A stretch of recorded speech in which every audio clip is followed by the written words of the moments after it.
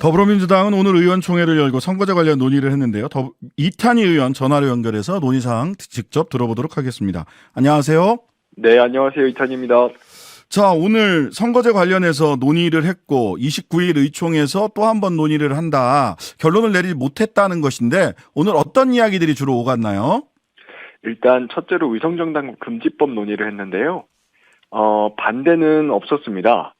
국힘이 박했느냐 뭐 이런 의견이 일부 있었는데 그래도 그것과 무관하게 추진해야 된다 이런 의견들로 모아졌고요. 네. 다만 오늘 결정을 못했어요. 왜냐하면 의원들 숫자가 많지 않아가지고 네. 29일 날 안건으로 다뤄서 결정하자 이렇게 됐고요. 네.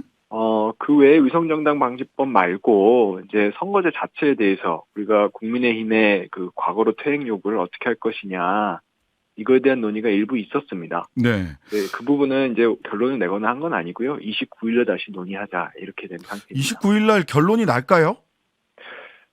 가봐야 알겠지만 최대한 결론을 내보기 위해서 노력하겠습니다. 네.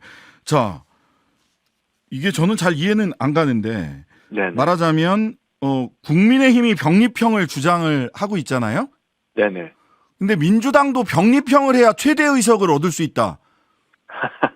이거 서로 완전히 다른 판단하고 있는 거 아닙니까? 민주당은 병립형을 해야 최대 의석 얻을 수 있습니까? 그렇지 않죠. 그 계산기 정치 때문에 지금 이렇게 되는 건데요. 네. 뭐 선거법을 어떻게 하면 의석이 얼마다 그런 계산기를 많이 두드리죠. 근데 그게 한 번도 맞은 적이 없습니다. 네. 제가 다 넣고 말씀드리는데요. 한 번도 맞은 적이 없어요. 선거는 민심이거든요. 네. 만약에 병립형 선거법이 민주당에 유리하다. 그러면 왜 조선일보에서 저렇게 사설까지 쓰면서 파상 공세를 해서 병립으로 돌리자고 하겠습니까? 말이 안 되는 거죠. 국민의힘은 왜 병립형을 하자고 하는 거죠? 민주당한테 병립형이 그렇게 유리하다면? 그러니까 말이 안 되는 거죠. 어... 네, 병립형이 민주당에 유리하다? 이런 말이 성립하기 어렵다는 거예요. 어떤 선거법이 계산기를 두드리면 어떻게 되기 때문에 어떤 당이 유리하다? 이런 것 자체가 맞지 않다라는 건 저는 말씀을 드리는 거고요. 네. 선거는 민심이지 않습니까? 네. 국민들의 마음을 얻어야 이기는 거거든요. 오늘 이제 의총에서도 한 의원님이 이런 말씀을 하셨어요. 우리가 만약에 국민의힘하고 손잡고 과거로 선거법을 퇴행시킨다. 네. 소위 말하는 양당 카르텔법을 통과시킨다. 네. 그러면 우리 오히려 총선에서 크게 패배할 수 있다. 지역구에서 고립될 수 있다. 이런 이야기도 하셨어요. 무슨 얘기냐면 우리 민주당하고 만약에 국민의힘이 똑같은 당이다. 그러면 우리 민주당 지지하시겠습니까? 사실 민주당이 그래도 개혁정당이라는 것들 때문에 우리 네네. 민주당 지지를 받는 것인데 여기까지 와서 똑같은 놈 된다 이런 구도가 만들어지면 2030 우리 소위 말하는 신당 지지층이 될 수 있는 사람들도 신당에 휩쓸려 가고 네. 중도층은 투표율이 낮아지고 네. 진보 야당 지지층으로부터 고립될 수 있다 이런 의견까지 나왔습니다. 자, 그리고 또 한편에서는 네. 송영길 전 대표, 조국 전 법무장관 그리고 오늘 보니까 기본소득당에서도 개혁신당연합 뭐 등 해서 비례대표 정당이 소위 개혁 진보 계통의 비례대표 정당이 나오면 민주당 지도부 리더십에 타격을 입을 수 있기 때문에 신당 가능성을 아예 없애기 위해서 병립형으로 의견이 좀 기울고 있는 거 아니냐 이런 예측을 하는 언론 기사들도 있습니다. 제가 일단 두 가지를 나눠서 말씀을 드릴게요. 네. 오늘 일단 의원총회에서 제가 선거법 관련된 이야기도 일부 있었다고 말씀드렸잖아요. 네.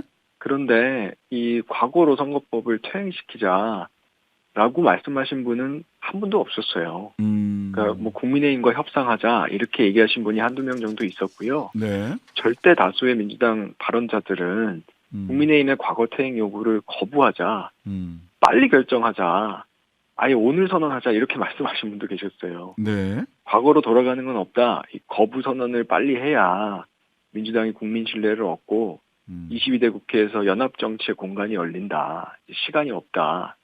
이런 말씀들이 대다수였다라는 걸 먼저 말씀을 드리고요. 네. 그다음에 이제 두 번째로 신당 관련돼서는요. 네. 저는 이렇게 생각해요. 국민들 선택권을 넓히는 그런 신당 창당은 나쁘지 않다. 지금 네. 사회자께서 말씀하신 대로 용인 의원이 오늘 말씀하신 뭐 개혁연합신당이든 이준석 신당이든 조국 신당이든 어떤 당이든 국민들 선택권을 넓히는 것은 나쁘지 않고요. 그 중에서 선택은 국민들이 하시는 거 아니겠어요? 네. 22대 국회에서 국민들 선택을 받는 정당이 들어오는 것이죠. 네. 만약에 우리 민주당이 이런 신당들을 차단하기 위해서 네. 소위 말해서 경쟁자들의 진입을 차단하기 위해서 양당 카르텔법 도입한다? 그거는 국민들로부터 위임받은 입법권을 사유화하는 것이고요. 네. 절대로 정당화되기 어렵습니다. 네. 너무 순진한 얘기 아니냐. 국민의힘을 가장 강력하게 맞서 싸우려면 제1야당이 뭐 20석, 30석 가량 손해 볼 수도 있다라고 하는 수치를 막 여러 사람들이 제시를 하던데 20석, 30석을 그냥 다른 정당한테 양보하고 제1야당이 선거를 치르는 거는 차 떼고 포 떼고 하자는 건데 너무 순진한 발상 아니냐 하고 이탄희 의원에 대해서 비판하는 분들도 계십니다. 네, 제가 계속 말씀드리지만 저는 제가 정직한 현실주의자라고 생각합니다. 네. 네, 그렇게 계산기 정치가 지금까지 한 번도 맞은 적이 없고요. 네. 오히려 선거 구도가 우리가 민주당하고 국민의힘이 똑같은 놈들이다. 양당 카르텔법 도입하는 거 보니 막판에 와서 보니 둘 다 차이가 없다. 양당 다 심판하자. 이런 구도가 만들어지면요. 민주당 지역구에서 고립되고 더 큰일 납니다. 네. 그래서 저는 이번 선거에서 전 국민들이 민주당에게 굉장히 본질적인 질문을 던지신다고 봐요. 민주당이 알겠습니다. 기득권 정당이냐 개혁 정당이냐. 저는 개혁 정당이라는 걸 보여줘야 된다고 생각합니다. 네, 오늘 말씀은 여기까지 듣겠습니다. 지금까지 더불어민주당 이탄희 의원이었습니다. 감사합니다. 네, 고맙습니다. 하루 종일 기다려지는 진짜 시사. 평일 저녁 6시 5분 신장식의 뉴스 하이킥.